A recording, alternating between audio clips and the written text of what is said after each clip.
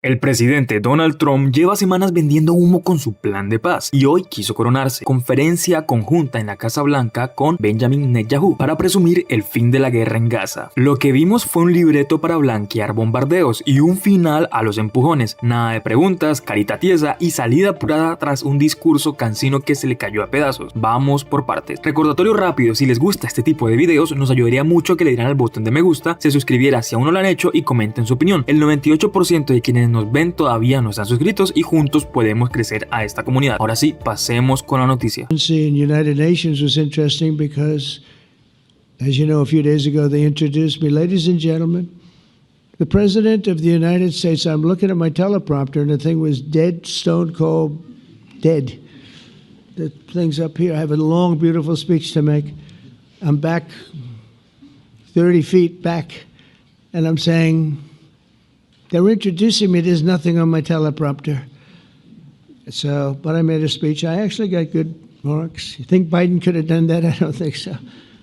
I don't think he could have done that. I don't think too many people could have done it. But actually, it was actually more of a speech from my heart, if you want to know the truth. I think it was maybe better in certain ways because it was from the heart. It has to be from the heart. Otherwise, you're in big trouble. La política exterior convertida en anécdota de stand-up, no hay hechos, hay quejas y autopiropos. Y con ese tono arrancó la rueda con Netanyahu, donde presentó a su gran solución, con frases de tarjeta postal y cero sustancia. Miren cómo lo describió. Things that have been going on for hundreds of years and thousands of years, at least we're at a minimum very, very close, and I think we're beyond very close. And I want to thank Bibi for really getting in there and doing a job. Bibi hizo el trabajo. Si por trabajo entendemos como demoliciones masivas, hambre inducida y desplazamientos forzados, entonces sí, vaya trabajo, hay que aplaudirle. Eso no es un plan de paz, es el croquis para vaciar a Gaza mientras amigos del poder sueñan con hoteles a la orilla del mar. Y aquí es donde se necesita lo que muchos evitan, claridad moral. Escuchemos a Bernie Sanders. Now, as we speak, Joe, children are starving to death because of Israel's blockades. Yeah. Starving to death. And I brought forth two resolutions, which basically were very simple, and they said no more U.S. military aid to Israel under these conditions. One vote got 15 votes in the Senate, the other one got 16. Do you think that members of the Senate do not know what's going on in Gaza? The kids are starving to death. The innocent people are being shot down right and left. They know it. Why do you think I couldn't get more votes? They wouldn't vote against Israel. Right. It's political suicide. Now you're talking. Right. All right. So in the Republican side, you have moneyed interests saying you speak up against Trump, you're out of here. In the Democratic side, you speak up against the Netanyahu government, you're out of here as well. And they have been successful. You have super PACs like AIPAC spending a fortune. You stand, and they have already knocked off a number of members of Congress, good members of Congress, and they will do it again. So all I'm saying is you got a corrupt campaign finance system on both sides, which is rejecting the will of the American people and end up supporting powerful special interests. And if we do not get a handle on that issue, I worry very much about the future of American democracy. Si un lobby extranjero puede disciplinar a legisladores para que miren hacia otro lado frente a atrocidades, entonces no hablemos de política real, hablemos de captura del sistema. Y quizás por eso el presidente no quería arriesgarse a una sola pregunta incómoda sobre su anuncio histórico. Así cerró la conferencia. While we wait for these documents to be signed and get everybody in line, I think it maybe is not really appropriate to take questions. I'm meeting with, as you know, couple of Democrats in a little while about the country, but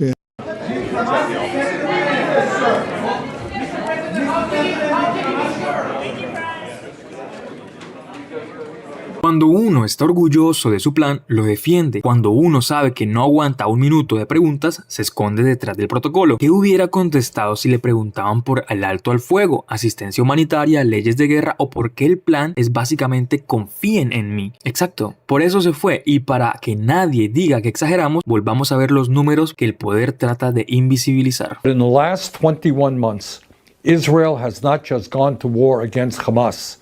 It has gone to war against the entire Palestinian population in ways that are not only immoral, but in clear violation of international and U.S. law.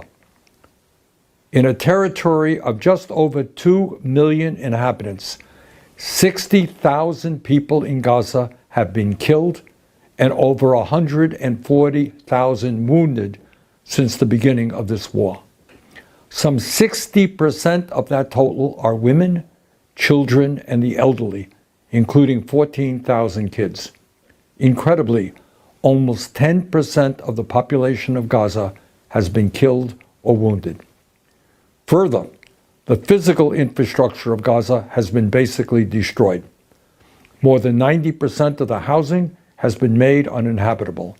Water systems and wastewater plants are inoperable. Hundreds of schools have been bombed, the healthcare system almost completely wiped out, and there is no electricity. Many of the people in Gaza have been displaced time and time and time again, forced to move from one location to another with nothing more than the clothes on their backs. All of this amounts to one of the worst man-made humanitarian disasters in modern history. But if you can believe it, it gets even worse. This spring, for 11 weeks, Israel blocked all humanitarian aid from getting into Gaza. No food, no water, no medicine. Since then, in the last 2 months, due to international pressure, Israel has allowed a trickle of aid in, but nowhere near what is required. The result of these inhumane policies is that the people of Gaza are now experiencing mass malnutrition, and dozens of children have actually starved to death. The United States government in recent years has provided tens of billions in military aid to the Netanyahu government. In other words, our tax dollars and our weapons are actively supporting these atrocities. That cannot be allowed to continue. And I don't care if you are a Democrat, if you're a Republican, or you're an independent. I don't care if you're a conservative, a progressive, or a moderate. The American people do not want our tax dollars being used to starve children in Gaza. Ya viendo todo esto, pues podemos deducir de que se pone un lazo dorado a la palabra paz, se borra a las víctimas y cuando llegan los periodistas se apaga el micrófono. Un presidente que presume improvisación, un invitado que hace el trabajo arrasando territorios y un lobby que marca la cancha en el Capitolio. Esa combinación no produce seguridad ni derechos, produce impunidad. Si la Casa Blanca cree que puede reescribir el mapa sin responder preguntas, toca responder con lo único que temen: control político real, transparencia total en la ayuda militar y una línea roja sin ambigüedades, alto al fuego, acceso humanitario y rendición de cuentas. No es valentía huir del atril, valentía es mirar a los ojos de las familias que hoy no tienen agua ni pan y decirles que el poder Donald Trump ha cerrado el gobierno. El hombre que se autoproclama como el mejor negociador del planeta acaba de demostrar que ni entiende lo que es un cierre administrativo o simplemente no le importa. Y lo peor, ya adelantó que usará esta crisis para despedir en masa a trabajadores federales, asegurando que serían, según él, solo demócratas. ¿En serio? Como si la burocracia funcionara bajo carnet de partido. Pero claro, lo que sí funciona con Trump es el caos, un país paralizado, miles de familias sin sueldo y un presidente que intenta distraer culpando a inmigrantes que ni siquiera tienen acceso a los beneficios que él dice que roban. Un recordatorio rápido: si te está gustando este tipo de videos, nos ayudaría mucho que le dieras el botón de me gusta. Suscríbete si aún no lo has hecho, comenta tu opinión. El 98% de quienes nos ven todavía no están suscritos y juntos podemos hacer crecer esta comunidad. Ahora sí, pasemos a noticias. Silence. They are actually, using all of their government websites to say this is Democrats pushing this shutdown. I think we can show you some of those websites showing these messages, blaming Democrats for this shutdown. HUD, DOJ, State Department, Agriculture. Do you think that they're being more effective in their messaging in terms of putting this blame on Democrats? I think they're being a lot more illegal in their messaging. The first thing that I wanted to know was, how can this not be a violation of the Hatch Act in some way, right? Because we are not allowed to politic on official sites, period, right?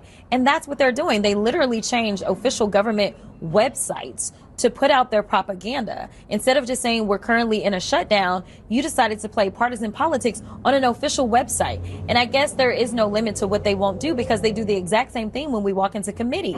Instead of us having real committee hearings where we are actually able to get information that may somehow help the American people understand what's going on, instead, it's always a campaign rally that they're doing when we walk into committee, and it's more spewing of their propaganda.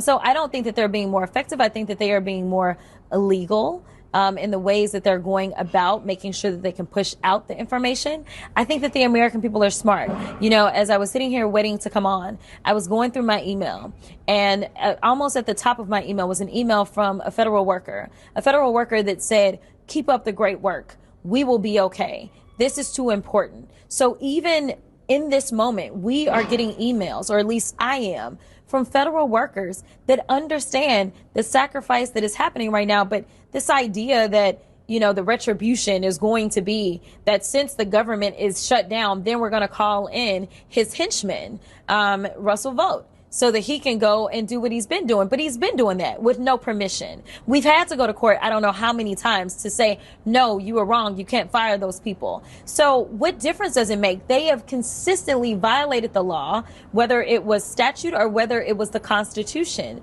There is nothing different about this, in addition to the fact, when we're talking about violating law, how about impoundment? The very first thing that we talked about when we first got in is that there have been laws that have been signed into law. And what did they do? They sent in Elon Musk, and he started illegally just deciding he wasn't going to send out certain dollars today that people are still missing, that we had appropriated. So what assurances do we have if we entered into an agreement with these Republicans that they wouldn't go back on their word and just say, oh yeah, we'll sign off on a rescissions package? Everything that the Democrats fought for, such as health care assurances around the Affordable Care Act, yeah, we'll make sure that that holds.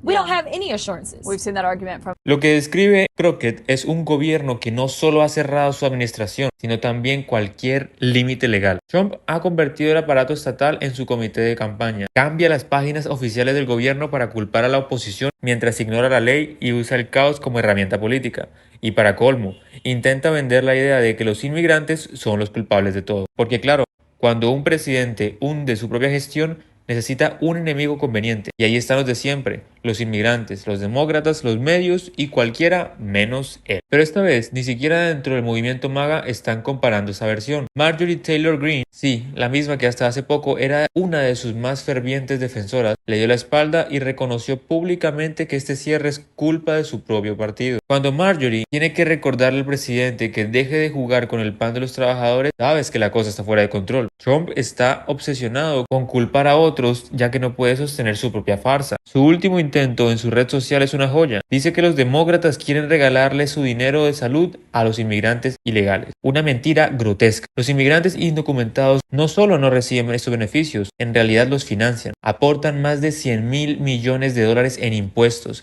gran parte de los cuales se va a Medicare, seguridad social y programas de desempleo que ellos no logran usar. Entonces, ¿quién está robando? No los inmigrantes, son los millonarios a los que Trump acaba de regalar recortes fiscales. Y lo irónico es que su propio movimiento empieza a verlo. El cierre del gobierno no afecta a los grandes donantes ni a los multimillonarios de mar a lago. Afecta a los trabajadores, a los servidores públicos y a las familias que vienen del cheque quincenal. Pero eso a Trump no le importa. Solo le preocupa mantener viva la farsa del enemigo externo. Ahora bien, la Casa Blanca culpa a todos menos a sí misma. Hasta hay demócratas que se están peleando en una batalla de argumentos y estrategia. Vamos con lo que dijeron Jasmine Crockett y Greg Casar sobre cómo enfrentar esta crisis. This morning, I was on Black radio so that Black folk could hear me, a trusted voice, and know what was going on as they were going into work. I then got on with local news because it is important that my district, especially since I'm not there right now, it is very important that my local constituents, the ones that sent me to D.C., know that I have a message for them. So I got up, I did local news. All this evening, I am doing the national news. But this is just what me and my team have set out for ourselves. I do know that the leader had I think he was doing a 24-hour YouTube stream. And so I know that they were kind of running different people on that stream to try to communicate. We are behind. I mean, Michael, these are the facts. Yeah. Like, I'm not going to sit here and lie. We are behind. They are way ahead.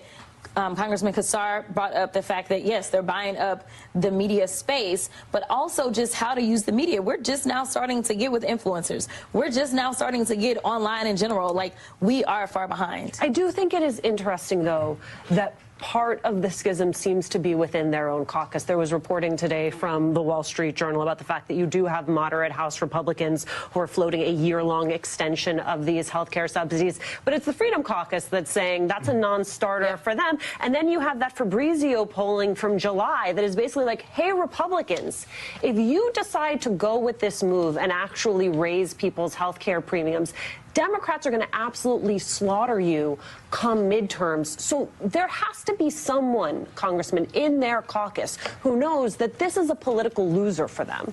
They know it's a loser, Yes. and that's why they are floating these things of, well, trying to fix some of the problems they caused just in time for the elections.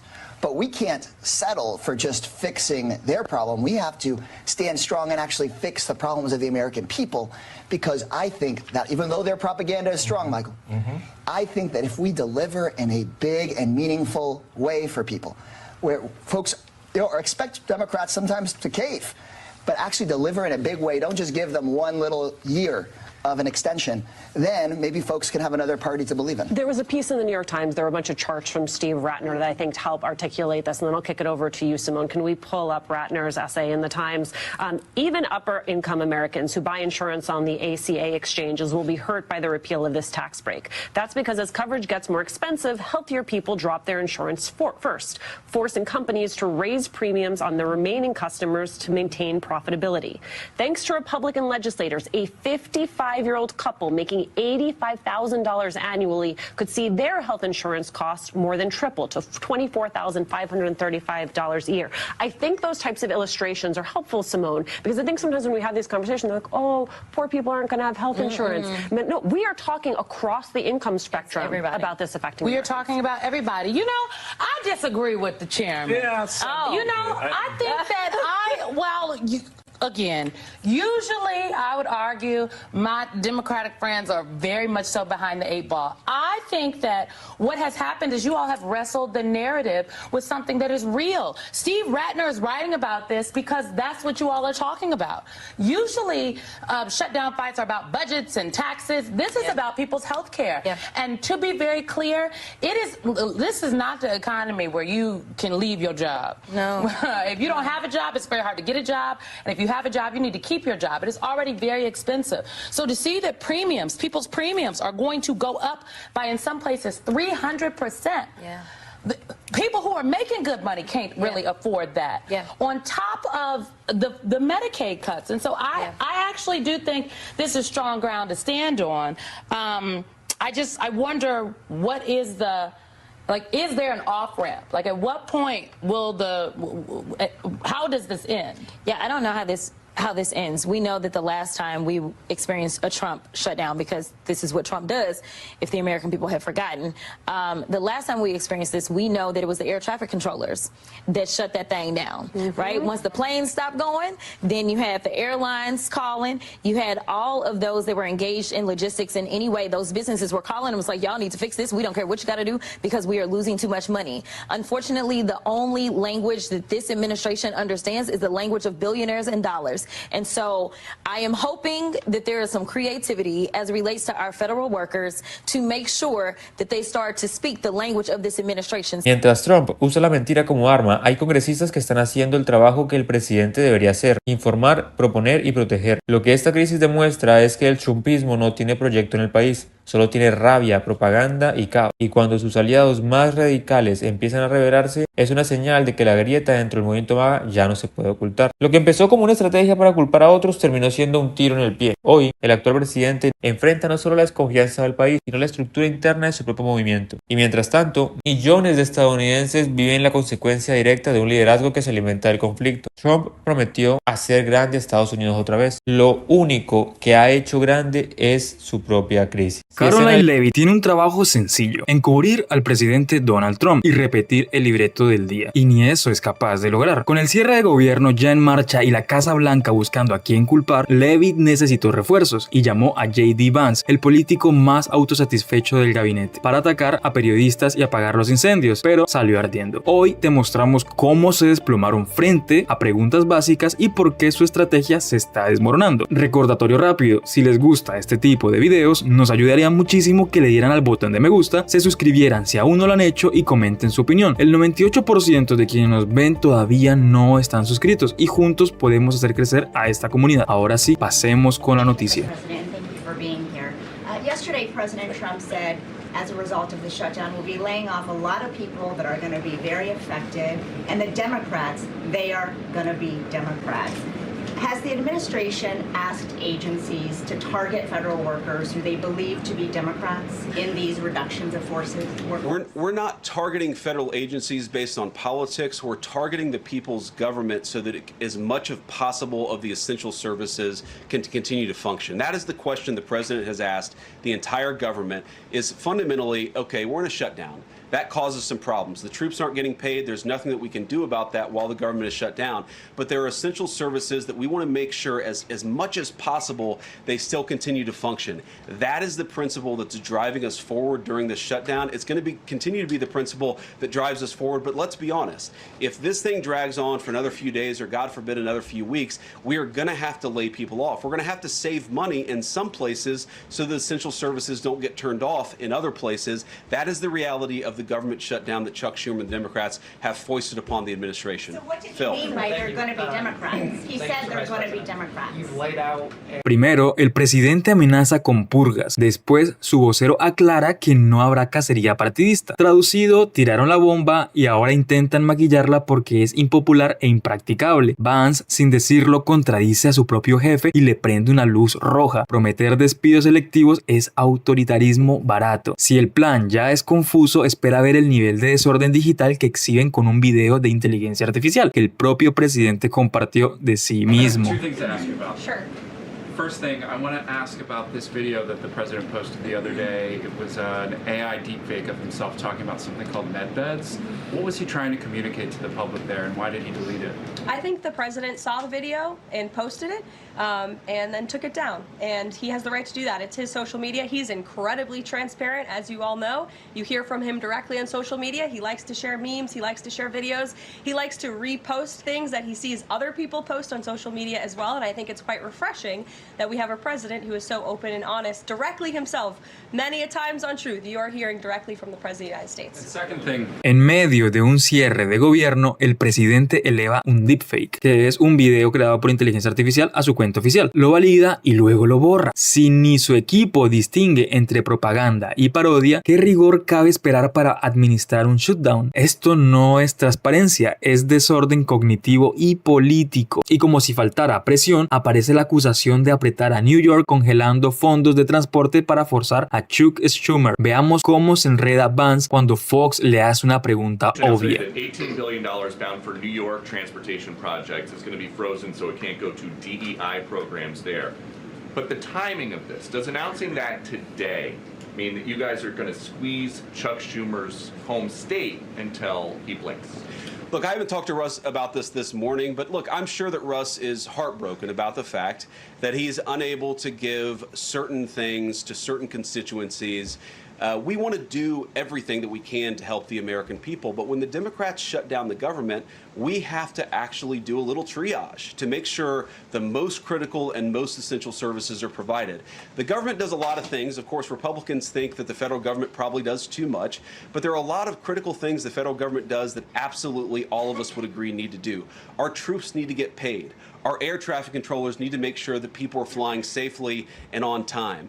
We need low-income people to be able to access the food services that are provided by the federal government. There are critical things that need to be saved. We're going to do everything that we can over the coming weeks, if the shutdown lasts that long, to ensure that people get the essential services that they need, despite the fact that Chuck Schumer has shut down the federal government. It's not going to be perfect because we are in a government shutdown. We are going to have to lay some people off if the shutdown continues. We don't like that. We don't necessarily want to do it, but we're going to do what we have to keep the American people's essential services continuing to run. Thank you. Castigar al Estado del líder demócrata para forzar concesiones y llamar a eso priorizar. Si el gobierno cierra por decisión del Ejecutivo, la solución no es usar el presupuesto como un garrote territorial, es negociar de cara a la gente. Esto no es administración, es extorsión fiscal. Frente a este cuadro, Bernie Sanders marca una línea: no avalar recortes que disparan primas, expulsan a millones del seguro y dejan a familias sin médico.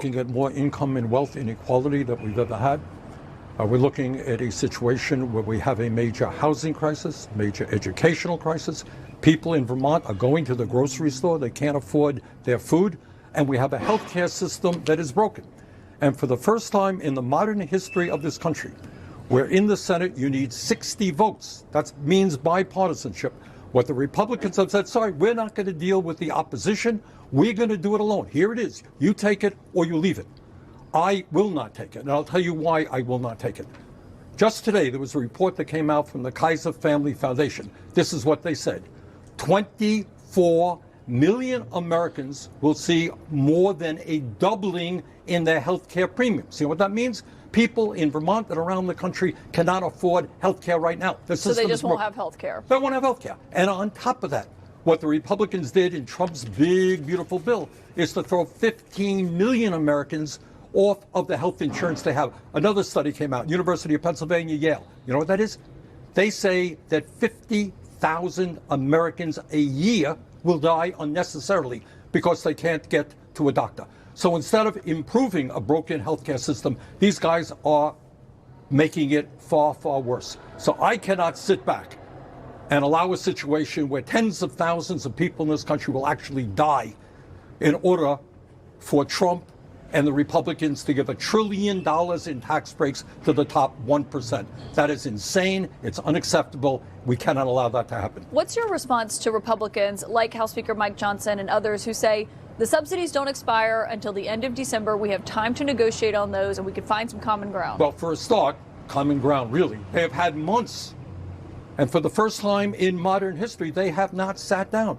What has always happened is a majority, he talks about how 13 occasions they worked with the Democrats. It's true, because the Democrats in that case sat down with them.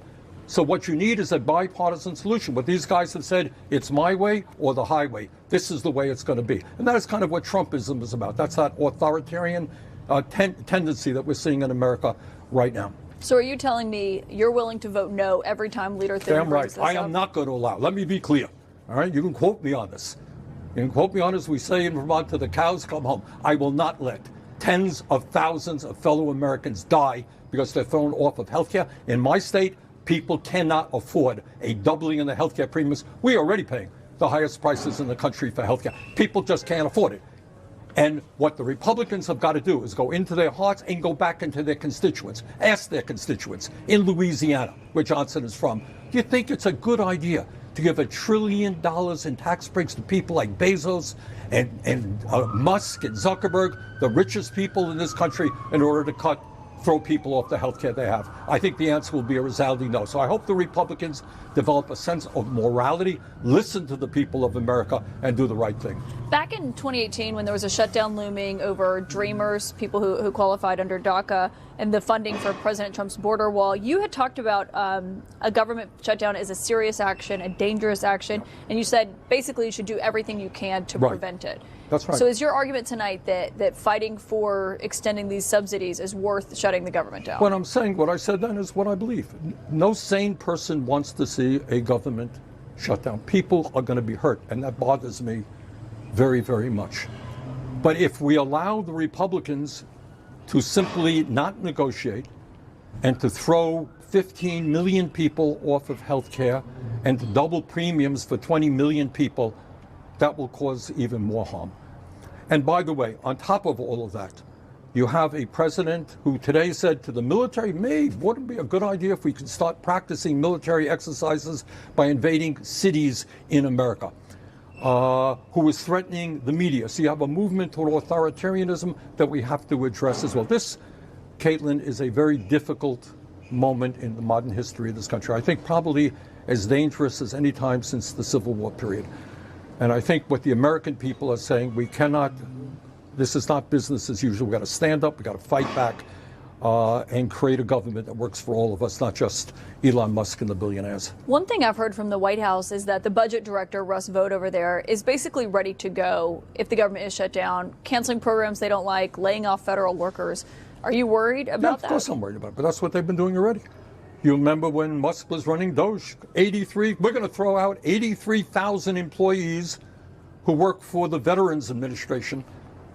And it's a very nice way to treat the men and women who are veterans of this country who put their lives on the line to defend us, cutting Social Security positions. They're doing it already. Give you one more example. You may have seen this, I'm sure you did. I think it was yesterday. Trump says, well, you know, if Mr. Mamdani becomes the mayor of New York City, well, you know what? I'm going to cut funding to New York City. Well, that's great.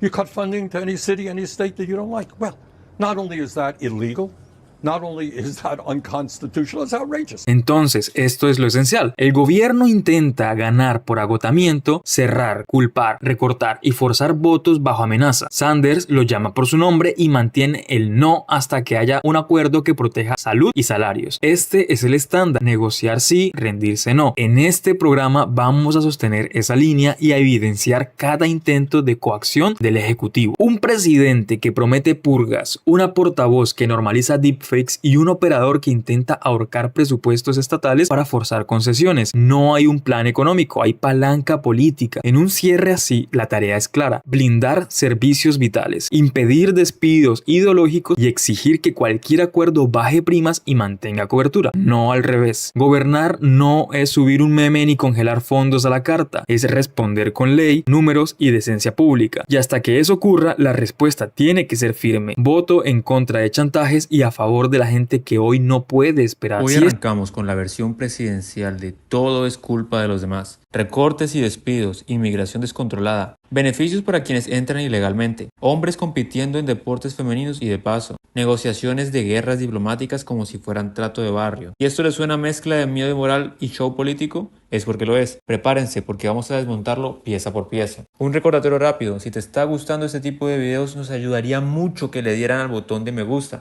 Suscríbanse si aún no lo han hecho y comenten su opinión. El 98% de quienes nos ven todavía no están suscritos y juntos podemos hacer crecer esta comunidad. Ahora sí, pasemos con la noticia.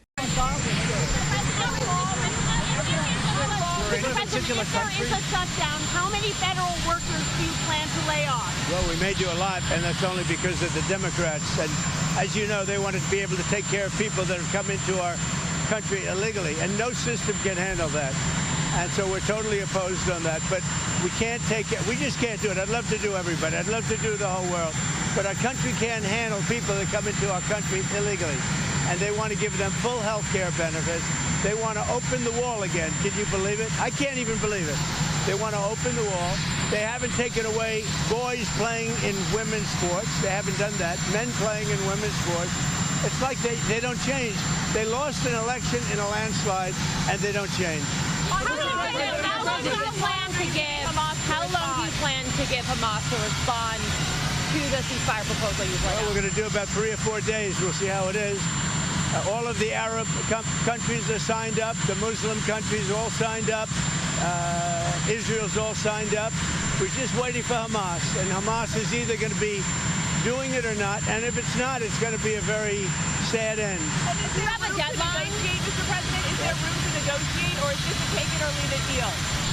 Is there room to negotiate with Hamas, or is this a take it or leave it deal? You know, with Hamas, we want very simple. We want the hostages back immediately, and we want some good behavior. And, you know, it's pretty simple. You don't get simpler. Think of it. We've signed every country in the Middle East. This was like an impossible thing. It's never been done before. This is more than Gaza. Gaza was big stuff. But Gaza is a piece of it. And if they reject the deal, you said that Israel has your backing to do whatever they need to do. What do you envision that I will let them go and do what they have to do. They can do it pretty easily. I would let them go and do what they have to do. You know, we've killed about 25,000 Hamas. So certainly they paid a big price for October 7th. And this is a whole new group. You know, they come in and they come in and they keep coming. But this is a whole different group. And their leadership has been killed 3 different times. So they paid a big price. We hope that they're going to have a nice, calm life. Maybe it won't happen. But if it does, it'll be one of the greatest things ever to happen. We'll have actual peace in the Middle East. Are you preparing to take strikes against drug gangs in Venezuela, sir? We'll see what happens with Venezuela. Venezuela's been very dangerous with drugs and with other things. And they've been very, very dangerous. So we'll see what happens with Venezuela. We had a lot of drugs coming in through water. We call it water drugs, just a simple term. We don't have any boats on the water. There are no boats. There are no fishing boats. There are no anything. So we hit a number of boats. You probably saw that. And since we did that, we have absolutely no drugs coming into our country via water because it was lethal. And now we'll look at cartels. We're going to look very seriously at cartels coming by land. What do you plan to tell the Department of War in this address? Why gather all the generals in one place for a speech? Well, this is only an esprit de corps. You know what esprit de corps is? This is only a spirit. We're going to be talking to him. Pete Hegseth is talking right now. I'm going to have to leave because I have to talk to him. But these are our generals, our admirals, our leaders. And it's a good thing. A thing like this has never been done before because they came from all over the world. And there's a little bit of expense, not much, but there's a little expense to that. We don't like to waste it. We'd rather spend it on bullets and rockets, frankly. But this was the one time we had to do a great spiritizing. It's going to be great. I've seen it already. We have every general, every admiral. We have great people. We have our real warriors over there. And when they're not good, when we don't think they're our warriors, you know what happens? We say, you're fired, get out. We had some real bad ones last time. You know, I rebuilt the military, the entire military. But I had a couple, and I had unbelievable people. To do that, you have to. But I had unbelievable people in there. But I also had some bad ones at the top, like Millie and Mattis and Jesper. I called him too. Always too late, Jesper. He was horrible. So, but I learned because you know I was just in there, and I put these people in. They were recommended by rhinos and others, and they're not good. What we have now is the best. But even despite that, I rebuilt the military in my first term. We had a great first term. We had the greatest economy ever, and it's being beaten by a lot this time.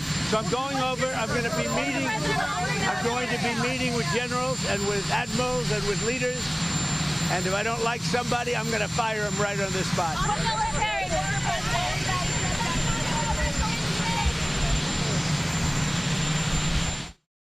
That was President Trump speaking just moments ago prior to his board. En este fragmento, el presidente acusa a los demócratas de querer abrir la frontera y entregar atención completa en salud a quienes entran ilegalmente. Habla de la imposibilidad del sistema para manejar la inmigración.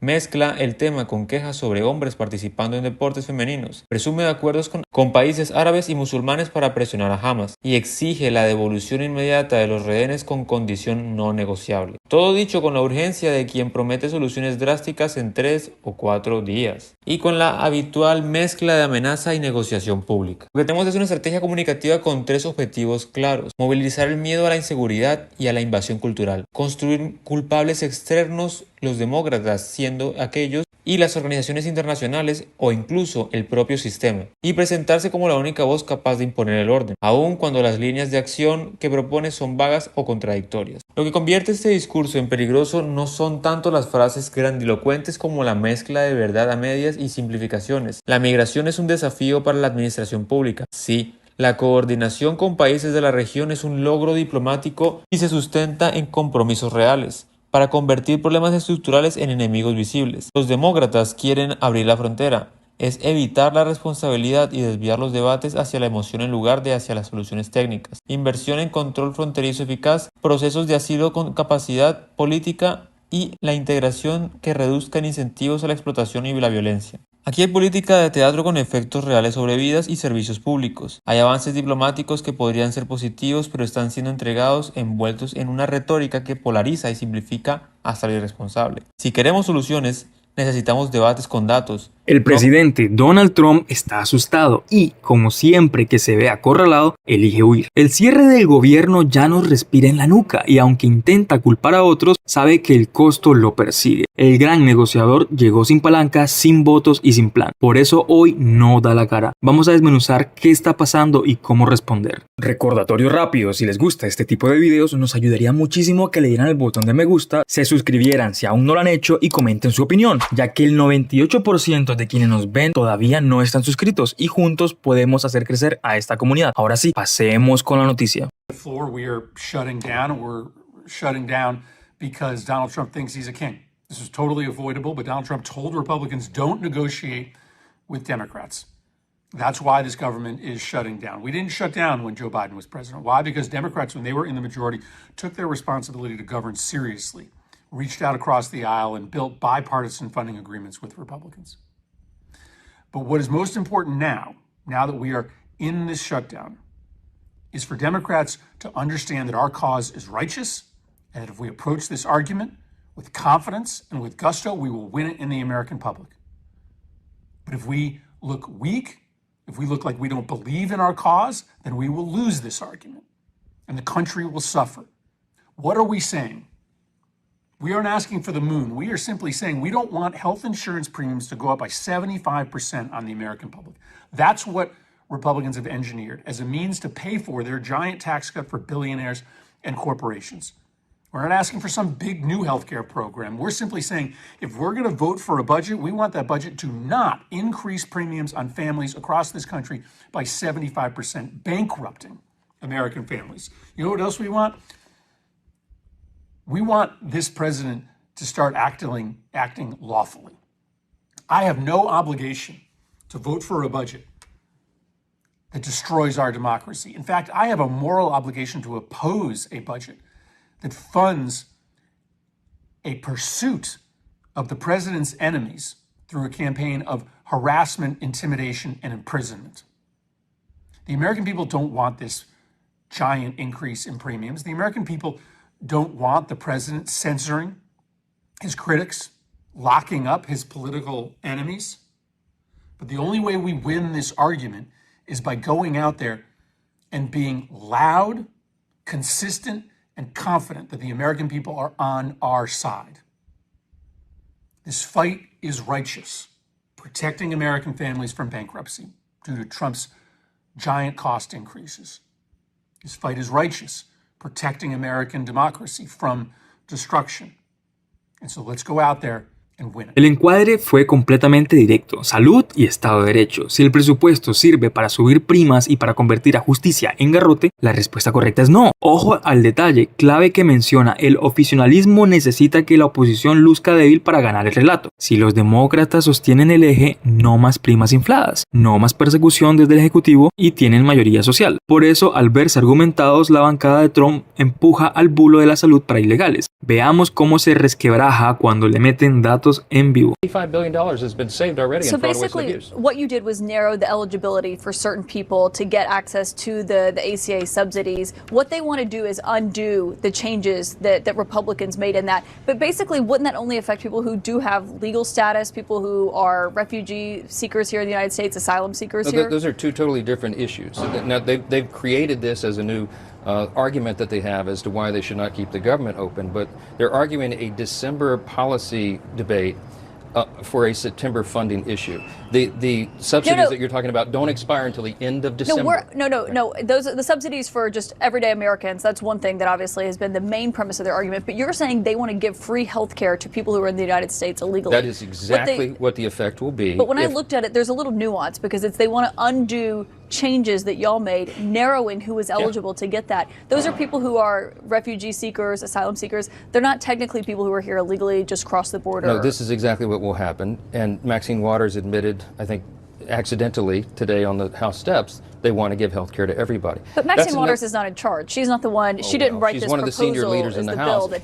And everybody should Google it and read their counter proposal yourself. But you see my point, right? You're making this argument that they want to just give health care to everyone who's here illegally. This is not for people who cross the border and don't have paperwork. These are people who have temporary protected status. Entonces, cuando la mentira se topa con el boletín oficial, no hay asalto al sistema de salud. Hay un intento de vaciar la cobertura para millones y encubrirlo con un espantajo migratorio. ¿Cuál es el resultado? Sin base técnica ni votos, la Casa Blanca repliega, y aquí viene el dato político. Como reportó Hakeem Jeffries, no hubo contacto del Ejecutivo con líderes demócratas. Sin base técnica ni votos, la Casa Blanca se repliega. Y aquí tengo un post, un Twitter, el cual publicó Nicholas Wu, que dice que Jeffries dice a los periodistas que no ha habido contacto con los líderes republicanos desde que comenzó el cierre. Los republicanos han cerrado el gobierno porque no quieren brindar la atención médica a los estadounidenses de clase trabajadora y ahora andan por el Capitolio mintiendo al respecto. Si el plan es el silencio y el chantaje, toca definir el terreno nosotros. Escucha cómo AOC traduce este conflicto a algo que la gente sí siente en el bolsillo.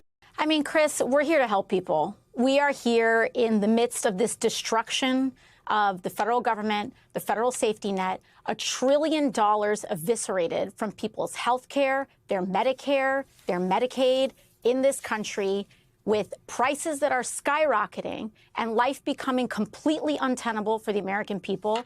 We are here to try to be a backstop and to be that backstop, which is what the American people have elected us to do. So right now there's this sort of back and forth about the ACA tax credits. And there's kind of a strange dynamic that I want to get your sense of, right? Because at one level, negotiating over the ACA tax credits is important. I mean, there are people who are going to see their premiums go up 15, 20%, like huge amounts are going to spike. Republicans don't like these extenders. Democrats do. They think it's good for people. But that's fully in the lane of like normal politics. And then at the same time, like the president of the United States assembled 800 military commanders to say, I want you're going to have to go to war against your fellow citizens in American cities. And I think people are having a little bit of a hard time of like, we're going to have a fight on the shutdown about the tax credits, but not about the president wants to declare war on Americans, even though I understand those two are conceptually distinct. Do you see what I'm saying? I see what you're saying, Chris, but I think that's something for us to really set the record straight here on.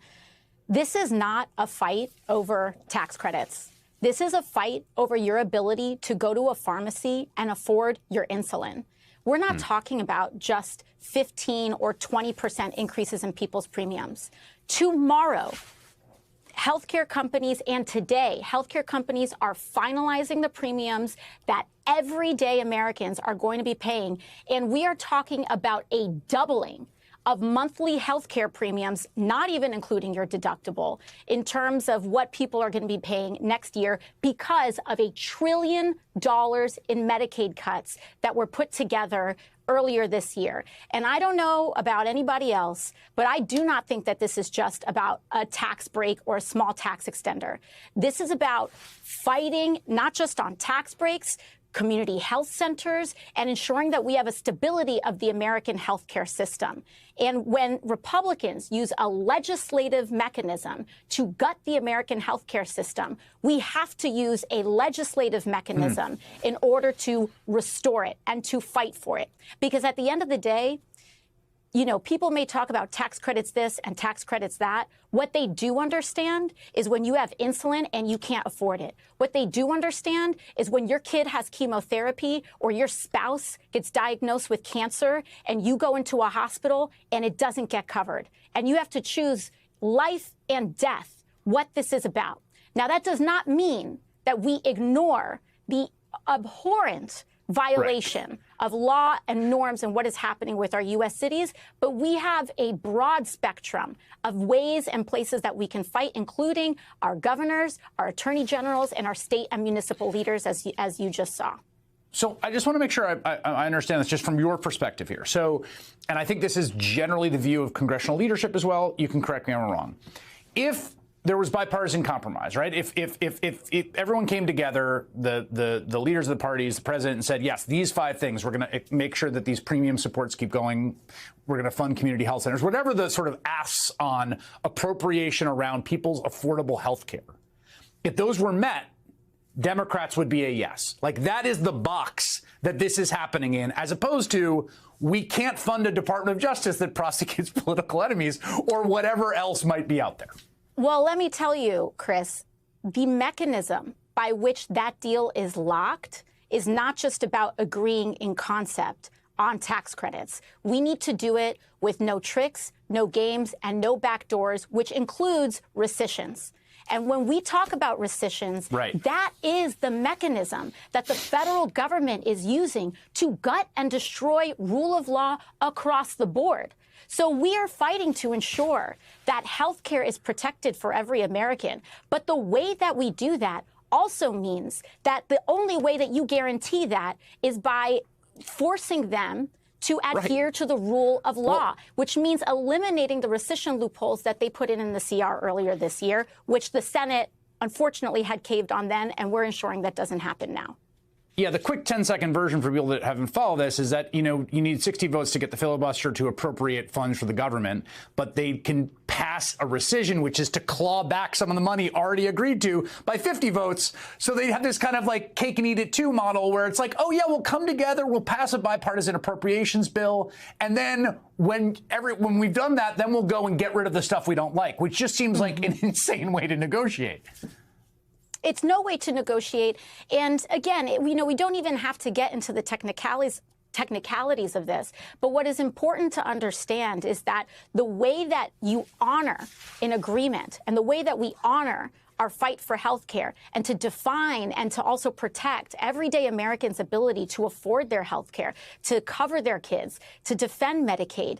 Those are the same mechanisms that we use to defend our rule of law, to defend the federal workers that we are trying to protect in this shutdown. Donald Trump is trying to play this bluffing game of, well, maybe what we're going to do is hold all the federal workforce hostage and fire everybody. Donald Trump has been firing everybody. We saw this with DOJ. We've seen this at the State Department. We've seen this at the Department of Justice. They are firing everybody. They are completely eliminating the federal workforce. And in order for us to stop this madness, we have to put a stop to it, and we have to stop enabling their abuse of power, including their use of rescissions. And when we're fighting on their health care, it forces them to act in ways in accordance with the law in other ways too. Zanja el encuadre no es un tecnicismo, es vida real. O hay respaldo claro y sin doble llave para mantener la cobertura, o no hay trato. Y si del otro lado solo hay eslóganes y amenazar con despidos, entonces es momento de plantarse, marcar líneas rojas, explicar la trampa de las rescisiones y convertir la negociación en defensa de lo esencial: salud, legalidad y trabajo público, por supuesto. Entonces, después de todo esto, Trump huyó del diálogo porque perdió el arma principal, el miedo. Hoy su bloque no puede sostener ni el mito de la mano dura eficiente ni el cuento de la salud para ilegales. La táctica es clara: cerrar, mentir y esperar rendición. La respuesta debe ser más clara aún: hablar alto, votar en contra del chantaje y amarrar un acuerdo sin trampas que proteja a las familias de primas impagables. Esto no soluciona con cartas enérgicas, se gana fijando condición pública, transparentes y verificables. Si el presidente corre, que corra. La ciudadanía necesita representantes que se queden, expliquen y Donald peleen. Trump ha cerrado el gobierno. El hombre que se autoproclama como el mejor negociador del planeta acaba de demostrar que ni entiende lo que es un cierre administrativo, o simplemente no le importa. Y lo peor, ya adelantó que usará esta crisis para despedir en masa a trabajadores federales, asegurando que serían, según él, solamente demócratas. En serio, como si la burocracia funcionara bajo carnet de partido. Pero claro, lo que no calculó es que también iba a tener que empezar a recortar desde su propia administración. Y créanme, eso ya comenzó, y de la manera más caótica posible. Un recordatorio rápido: si les está gustando este tipo de videos, nos ayudaría mucho que le dieran el botón de me gusta. Suscríbanse si aún no lo han hecho y comenten su opinión. El 98% de quienes nos ven todavía no están suscritos. Dicho esto, pasemos a Noticias. Sort of authoritarian aspirations of this government, essentially firing a U.S. attorney to replace him with a patsy who will indict a political enemy. The continued threat of using the military on American citizens, the ordering the troops to Portland and then backing up because it was 5-year-old B-roll. I don't know. Do you feel the same way over this last week or two? Does it feel like continuity to you? Are there conversations in your caucus about what this last week has meant? I think there's two things that are happening at once, and this is something that's very important for people to understand.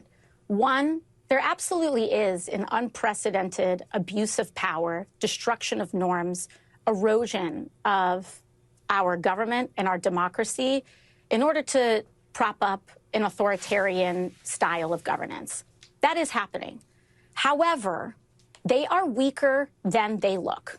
And it is important that we remember that, because what they rely on is the impression of power, the perception of inevitability, in us giving up in advance to say, oh, what's going to happen if I stand up, etc. Nothing's going to happen.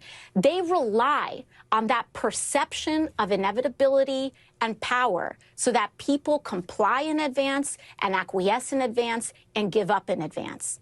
And at the end of the day, Donald Trump is at record levels of unpopularity in his tenure.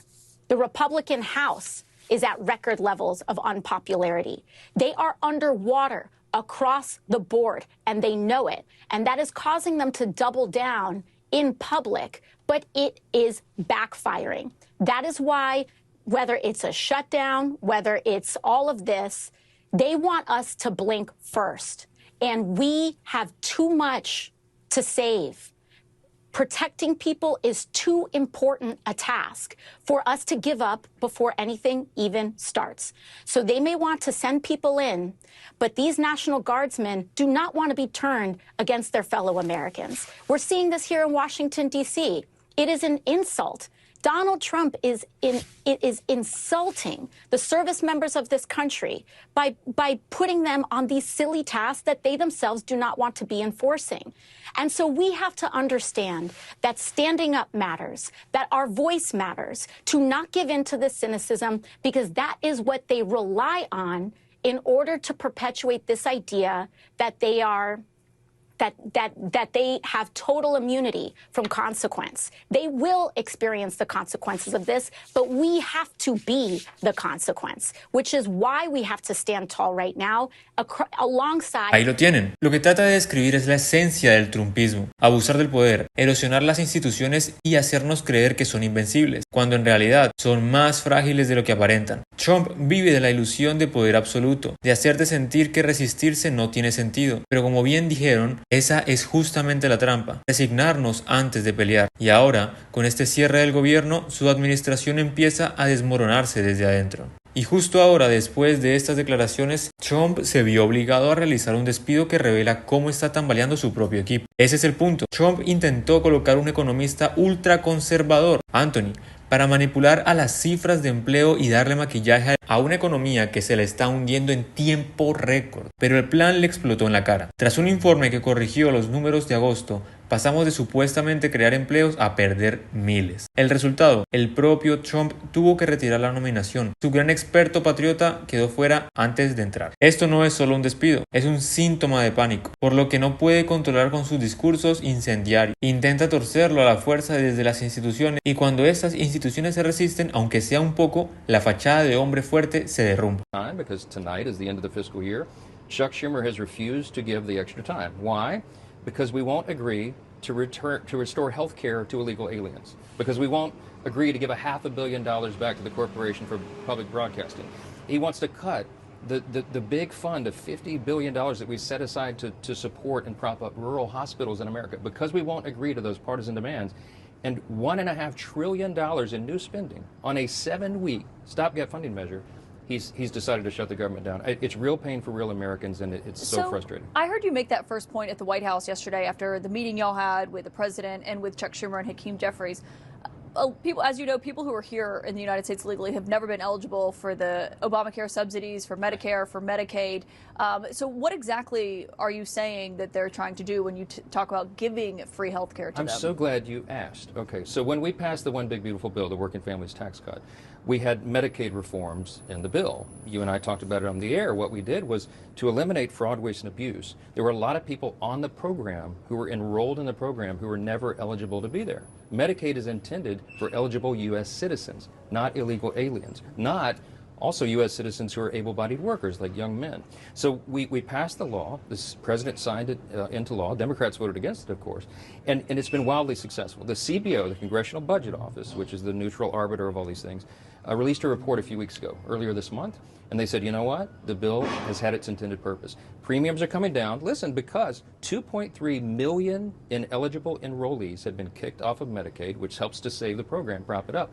And $185 billion has been saved already. Escuchen Escuchen bien, lo que acaban de oír es un manual de manipulación. Hablan de inmigrantes robando beneficios, mientras omiten que esos mismos trabajadores indocumentados aportan miles de millones en impuestos cada año. Trump quiere que olvidemos ese pequeño detalle. Prefiere sembrar miedo para que nadie mire hacia arriba, hacia los multimillonarios que recibieron el mayor recorte fiscal de la historia gracias a él. Ese es el truco, distraer con odio, para que nadie reclame justicia. Y aquí es donde está el verdadero peligro. Cuando empezamos a dudar de todos los datos, cuando la mentira es tan constante que ya no sabemos qué creer, Trump gana terreno. Su objetivo es claro, convertirse en la única fuente de verdad, que lo que él diga valga más que los hechos, que las estadísticas y que la realidad. Lo que estamos viendo no es solo un cierre de gobierno ni un despido incómodo, es el reflejo de cómo Trump gobierna, usando el caos como una herramienta y la mentira como estrategia. Él necesita que desconfíes de todo, excepto de él. Esta es la ruta de cualquier proyecto autoritario, pero la fragilidad se nota. No pudo sostener a su propio candidato, no pudo ocultar el golpe económico y ahora trata de vendernos que todo es culpa de los demás. La pregunta es si la sociedad estadounidense va a seguir cayendo en esa trampa, o si de una vez por todas reconocerá que un país no puede sobrevivir bajo un presidente que quiere que la verdad dependa de su capricho. En las últimas 2 semanas, la presidencia de Donald Trump quedó definida por 2 cosas: su derrumbe físico-cognitivo y su obsesión por silenciar a quien se atreva a decirlo. Hoy ambas chocaron de frente. Lo pescaron tratando de maquillar ese colapso mientras su equipo intenta taparnos los ojos. Vamos a conectar los hechos, mostrar el costo político y explicar por qué este escándalo de salud no se puede esconder bajo la alfombra del poder. Recordatorio rápido: si les gusta este tipo de videos, nos ayudaría muchísimo que le dieran el botón de me gusta, se suscribieran si aún no lo han hecho y comenten su opinión, ya que el 98% de quienes nos ven todavía no están suscritos y juntos podemos hacer crecer a esta comunidad. Ahora sí, pasemos con la noticia.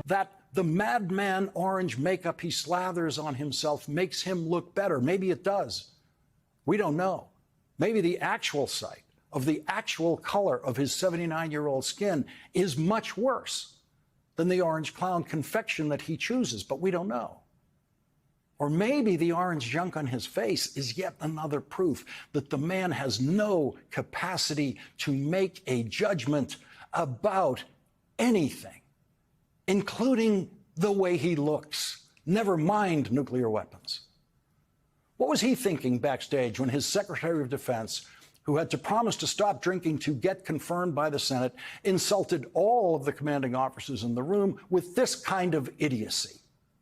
It's completely unacceptable to see fat generals and admirals in the halls of the Pentagon and leading commands around the country and the world. It's a bad look. It is bad, and it's not who we are.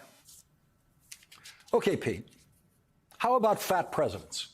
How about a president who has been fat every day of his political career? Is that a bad look? All of those generals can button their uniform jackets. All of those admirals can, every one of them. So there's the Secretary of Defense, who may or may not be managing his reported drinking problem, telling all of those commanding officers that they better never look as bad as Donald Trump, who can't even button his suit coat jacket. There was some suspense in the room today when Donald Trump was giving his speech. There was no suspense about would he cross the line that you never cross with the military as president and get political. Everyone knew he was going to do that. Everyone knew that he doesn't know there's a line. Everyone knew he was going to foolishly waste the admirals and generals' time telling them about how many swing states he won. And of course he did. The suspense in the room was whether the very, very tired, almost sleepy 79-year-old man at the microphone was going to make it through that 1 hour and 11-minute speech. And there were times in the middle of a sentence that it would seem like he just might drop right there, might not even finish that sentence. And what he seemed to be showing to the generals and the world is that he might not have the physical strength to make it through the 3 years, 3 months, and 20 days left of his presidency. Is that what has given J.D. Vance such a spring in his step lately? Is that why the vice president looks so happy these days? Donald Trump has never looked physically weaker or wearier than he did today. Weaker in every sense of that word, physically, mentally.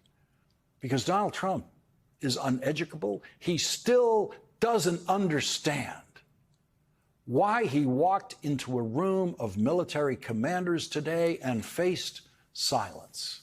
Cuando hasta el teleprompter tiembla, la retórica se derrite. No es solo la estética, es capacidad para sostener la función. Trump exige disciplina a los mandos mientras él mismo luce exhausto, errático y fuera de foco. Y el problema no se queda en el atril. Su entorno intenta blindar cualquier conversación sobre ese deterioro. Justo donde la política se cruza con la tecnología, lo que la gente puede o no puede encontrar cuando pregunta por la salud del presidente. Aquí tengo el post, el cual dice así: acusan a Google de bloquear búsquedas sobre Trump de 79 años y demencia. Se ha acusado a Google de ocultar resultados de búsquedas de inteligencia artificial cuando los usuarios buscan información sobre si Donald Trump de 79 años tiene demencia. Escribir el mensaje "Trump tiene demencia" en la barra de búsqueda de Google sí mostró una lista de sitios web junto con el mensaje "No hay resumen de IA disponible para esta búsqueda", informó The Verge. El aviso de resumen de inteligencia artificial ya no muestra en la parte superior de los resultados de búsqueda al cambiar al modo IA.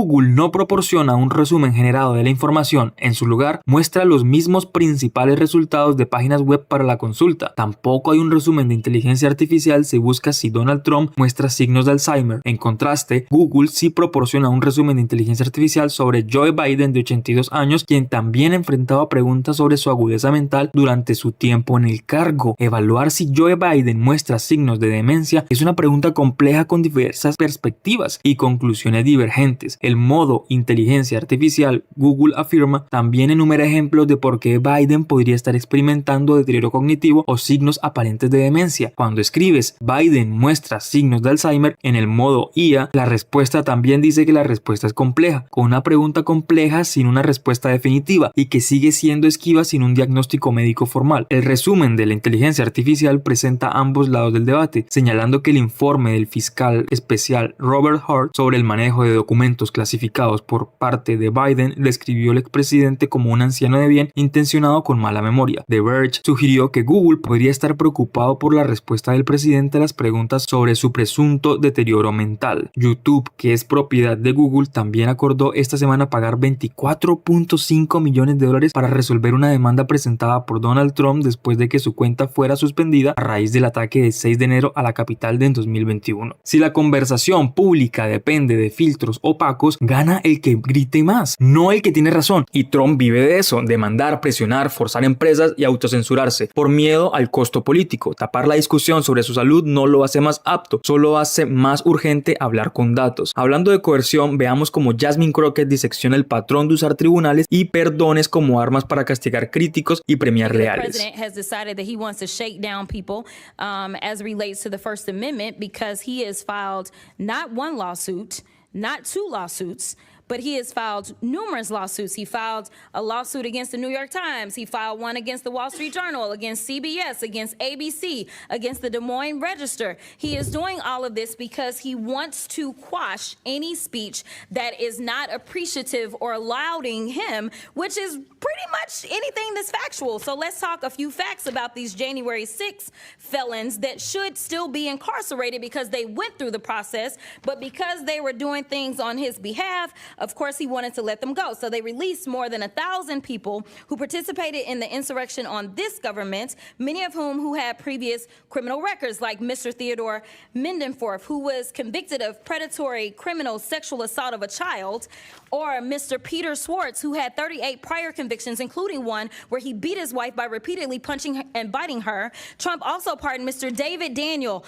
who was convicted of production and possession of child pornography. Trump also pardoned Mr. Daniel Ball, who, quote, threw an explosive device that detonated upon at least 25 officers during the Capitol riot. He also had a record for, quote, domestic violence by strangulation. I'm not done. Trump also pardoned Mr. Andrew Taki, who sent nudes to an undercover law enforcement officer who was posing as a 15-year-old girl. Mr. Casey Hopkins also received a pardon from Trump, and Mr. Hopkins was convicted of forcible rape. According to court records, he, quote, had forcible intercourse with the victim, choked her to the point of impairing her vision, banged her head into a wall, and urinated into the victim's mouth as he humiliated her. These are the people that he decided to release in the streets of D.C. So if anybody does need to clean up D.C., I would agree it is this man, because he is the one that is causing half the crime that we have. Not only is he participating in the crime, but we know that he instigated the insurrection. And if I did say that I had one issue with the Biden-Harris administration, it is the fact that they did not move forward and make sure that this man was put where he should have been put. Because the last time I checked as a criminal defense attorney, and Mr. Attorney General, you may have a different experience, but I never had a defendant that had 34 convictions for felonies and did not spend one day in jail. Never in my life. And the last time I checked, the party of law and order is the only one that decided that they would be out of order and decided to nominate someone who was not only indicted but was actually convicted of multiple felonies. That has never happened in this country, and it is a shame that we are dealing with it now, and now he wants to tell y'all how to do your jobs. Callen o los aplasto. Entre demandas contra prensa, indultos selectivos y culto a impunidad, el presidente intenta redefinir orden como su misión, y ese teatro funciona si lo compramos por anticipado. Por eso es clave lo que dice Auk sobre el truco central del trumpismo. And it is important that we remember that, because what they rely on is the impression of power, the perception of inevitability, in us giving up in advance to say, oh, what's going to happen if I stand up, etc. Nothing's going to happen. They rely on that perception of inevitability and power so that people comply in advance and acquiesce in advance and give up in advance. And at the end of the day, Donald Trump is at record levels of unpopularity in his tenure. The Republican House is at record levels of unpopularity. They are underwater across the board, and they know it. And that is causing them to double down in public, but it is backfiring. That is why, whether it's a shutdown, whether it's all of this, they want us to blink first. And we have too much to save.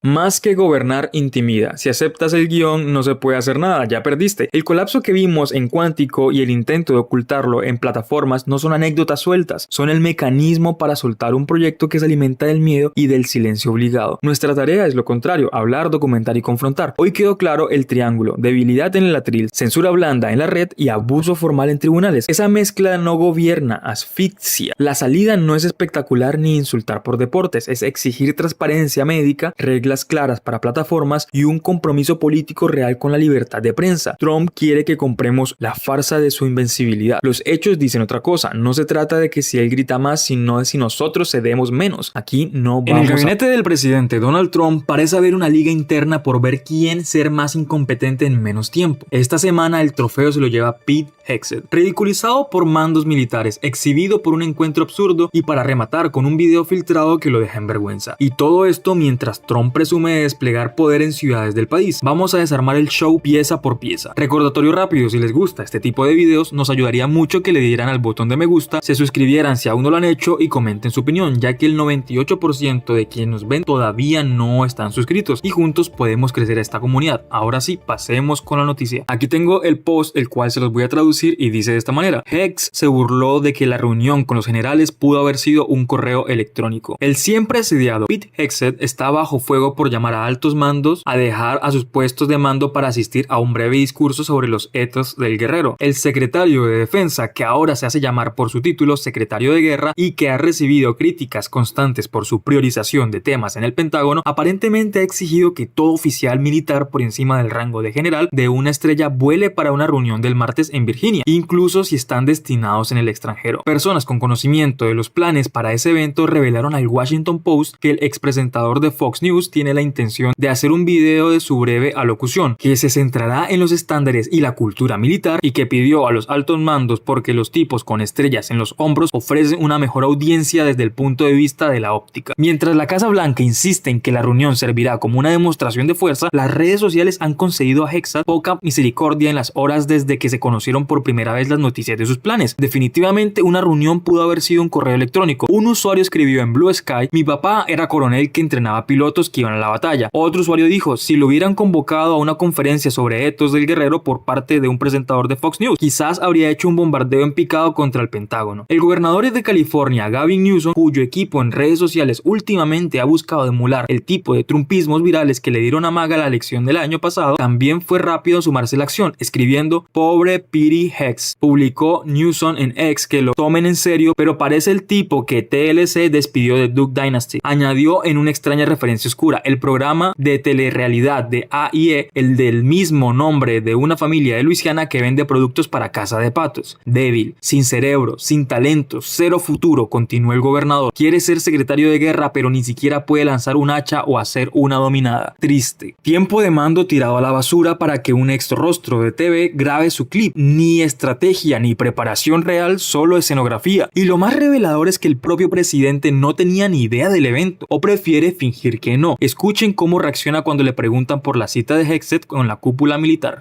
Secretary Hexet is inviting military leaders from all around the country on Tuesday. Will you also be there? From all around the country to what? To Virginia. He's inviting the generals and admirals to Virginia for a big meeting. Well, I know. I love it. I mean, I think it's great. Let him be friendly. Let him be friendly with the generals and admirals from all over the world. Why is there something? No, but is there something wrong with it? What is it about? Will you be there personally as well? And what is it about? Well, I'll be there if they want me, but why is that such a big deal? I mean, the fact that we're getting along with the generals and admirals from all. Remember, I'm the president of peace. It's good to get along. It's good. You act like this is a bad thing. Isn't it nice that people are coming from all over the world to be with us? It's not particularly unusual that generals who report to the Secretary of War and then to the President of the United States are coming to speak with the Secretary of War. It's actually not unusual at all, and I think it's odd that you guys have made it into such a big story. Y aunque Trump no sabía, o bueno, dice no saber de las masterclass de Hexet, sí dio luz verde para que Pete, junto con Kristi Noem, ordenara despliegues para proteger a Portland y sedes de ICE como si la seguridad nacional fuera un espectáculo itinerante. Jefes sacados de sus puestos para alimentar un egos y tropas en ciudades como utilería política. Nada de esto nos hace más seguros. Lo único que logra es exhibir la prioridad real, pantalla antes que el país. Y ahí entra el video que explotó en redes y pinta el relato completo. El famoso greedy, un baile, sale peor que una clase de educación física de primaria. En la mesa, una lata bien visible. No es el primer papelón físico de Hexet, pero este se volvió viral por una razón obvia. Es el hombre al frente del Pentágono. Luce como quien confunde una tribuna deportiva con un centro de mando. Este es el mismo funcionario que está citando a generales de medio mundo para escuchar su discurso motivacional. Prioridad 1, óptica. Prioridad 2, más óptica. Y cuando no alcanzan, recurren a pruebas oportunas en redes y relatos hechos a marcador grueso, mientras se pide fe a ciegas a agencias que han tropezado una y otra vez en casos sensibles. Hexet no gobierna, produce contenido y cuando produce, mete a Estados Unidos en problemas más grandes. I saw news that last week the Trump administration took this airstrike on a boat off the coast of Venezuela. First of all, we have sort of no information on who was on that boat or who was killed. It might be, as the Trump administration says, members of a drug cartel. It might be civilians. We don't know. But there's two important things here that are really concerning that you need to know about. First is the president has no legal authority to take that strike. We are not at war with Venezuela. We have not declared war against any of the cartels there.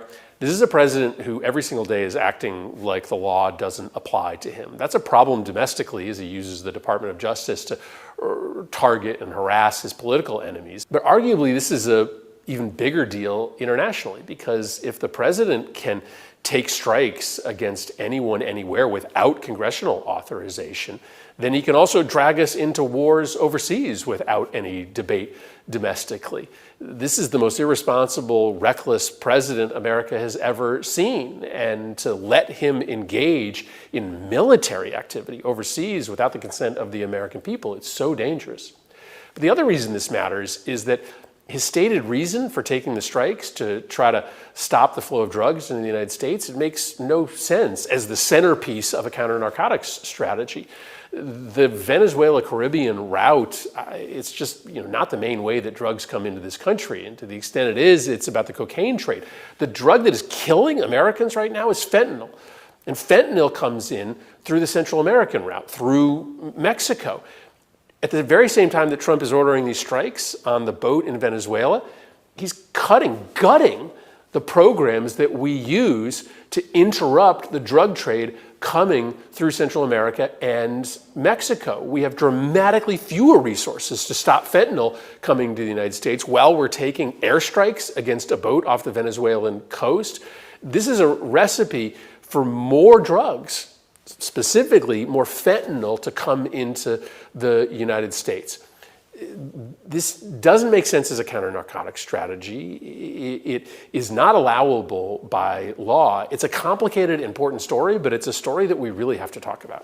Improvisación con misiles y un guión de mano dura que no resiste dos preguntas. Se usa la fuerza como tráiler de campaña mientras se desmantelan herramientas que sí sirven. Y, en paralelo, se presume orden enviando a tropas a ciudades estadounidenses. Esto también es violencia política, la que dicta el poder contra quien no tiene cómo defenderse de todo esto. El espectáculo arriba, vacío abajo, Hexet abandona la gestión para el selfie con estrellas. El presidente bendice cualquier montaje que prometa aplausos y entre ambos decisiones que cruzan líneas legales desperdician recursos y normalizan la fuerza como primer recurso. La tarea es obvia, van a exigir control civil serio sobre defensa, política antidrogas basada en resultados y fin de los despliegues teatrales en ciudades. No se gobierna a golpe de viral, se gobierna con ley, datos y responsabilidad, y quienes dirigen prefieren el show. Nos toca recordarles que Estados Unidos no es un set, es un país con vidas en juego, como hemos dicho en anteriores videos. Si este análisis les resultó útil y llegaron hasta acá, suscríbanse, dejen su me gusta y compartan este video. Como dijimos al inicio, el 98% de quienes nos ven no están suscritos. Ayúdenos a crecer esta comunidad y llegar a 1000 suscriptores. Nos vemos en el próximo Rumor de Estado.